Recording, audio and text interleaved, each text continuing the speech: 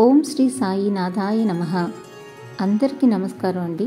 Welcome to our channel Sai Amruthavani. ఎలా ఉన్నారు అందరూ? ప్రతి ఒక్కరూ షిరిడి సాయినాథుని ఆశీస్సులతో సుఖ సంతోషాలతో బాగుండాలని మనస్ఫూర్తిగా కోరుకుంటున్నాను. ఈరోజు బాబాగారు మనకి అందిస్తున్న సందేశం గురించి తెలియజేస్తున్నాను.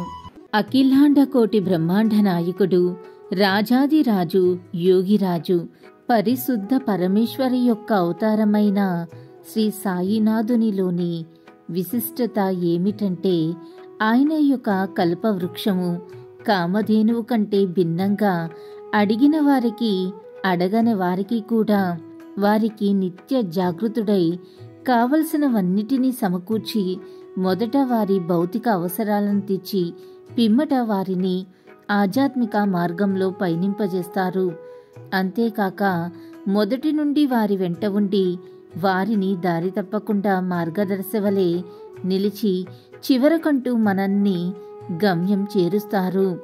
తనకు సర్వస్వ శరణాగతి చేసిన భక్తులకు ఎల్లవేళలా కూడా రక్షణ కవచాన్ని అందిస్తూ వారికి ముక్తిని ప్రసాదించే అతి శక్తివంతుడు, ఆర్తత్రాణపరాయణుడు శ్రీ సాయినాథులు.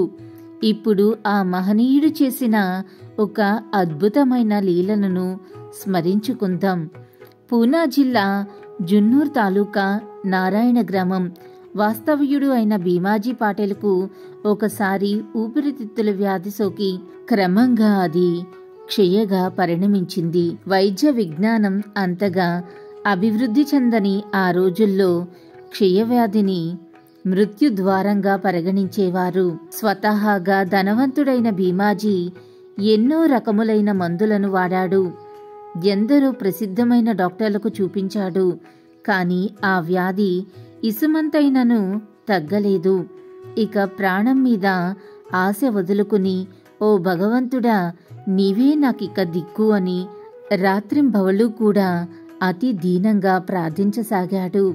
అతని యొక్క ప్రార్థనలు ఆ సాయికి చేరాయి అన్నట్లుగా ఆ తర్వాత భీమాజీ తన అనారోగ్యం వివరాలను సాయి భక్త శిఖామణి నానా చంద్రకర్కు రాశాడు. అందుకు నానా అన్ని వ్యాధులకు ఏకైక నివారణ సర్వస్వ శరణాగతి చేసి సాయి యొక్క పాదాలపై పడుటయే అని సమాధానమిచ్చాడు. అప్పుడు భీమాజీ నానా సలహాపై ఆధారపడి తన బంధువుల యొక్క సహాయంతో షిరిడీకి వచ్చి మసీదులో బాబా యొక్క కాళ్లపై పడి తన వ్యాధి తగ్గించమని ప్రాధేయపడ్డాడు. ఈ వ్యాధి అతని గత జన్మల ప్రారబ్ధ ఫలితమని, ఆ పాపములను అనుభవించి వాటి నుండి విముక్తి అవ్వటమే సరైన మార్గమని, అందువలన ఈ విషయంలో తాను కలగజేసుకొనటం లేదని బాబా కడాకంచిగా ఖచ్చితంగా చెప్పేశారు. ఆ మాటలకు హతాశుడైన భీమాజీ తనకు వేరే దిక్కులేదని, సాయి కల్పించుకోకపోతే ఇక మరణమే శరణ్యమని కన్నీరు మున్నీరుగా సాయిని ప్రార్థించాడు.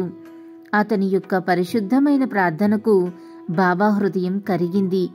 అప్పుడు భీమాజీతో సాయి, ఊరుకో, నీ ఆతృతలను పారద్రోలము, నీ కష్టములన్నీ గట్టెక్కే సమయం వచ్చింది.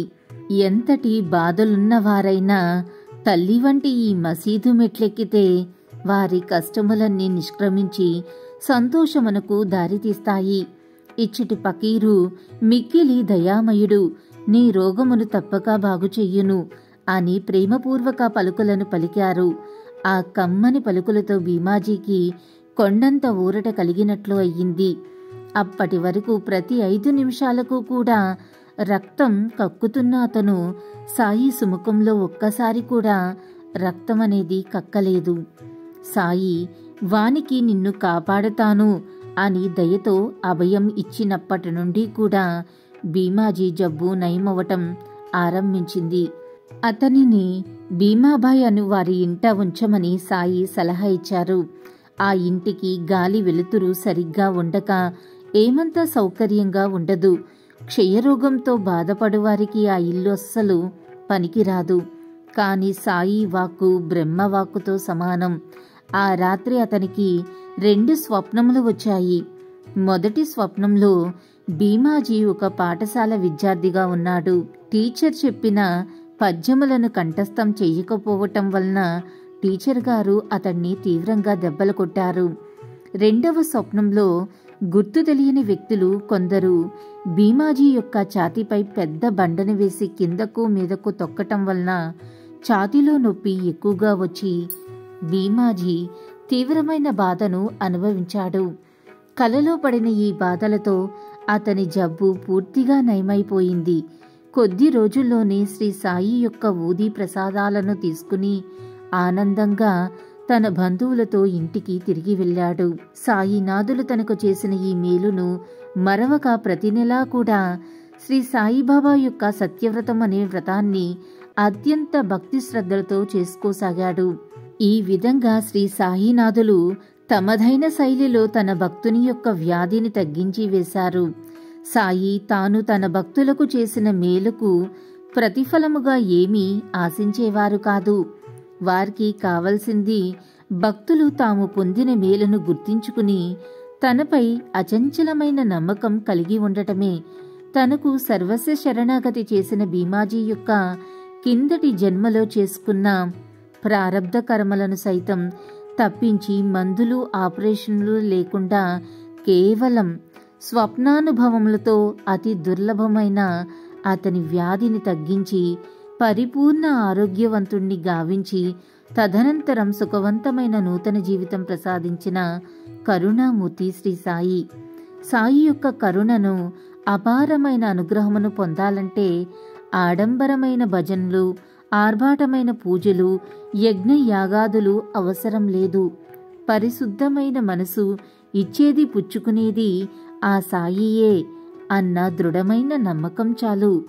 సర్వే జన సుఖినో భవంతు. సర్వం శ్రీ సాయినాథ పాదార విందార్పణమస్తు. అల్లా మాలిక్, అల్లా అచ్చా కరేగా. ఓం సాయిరామ్.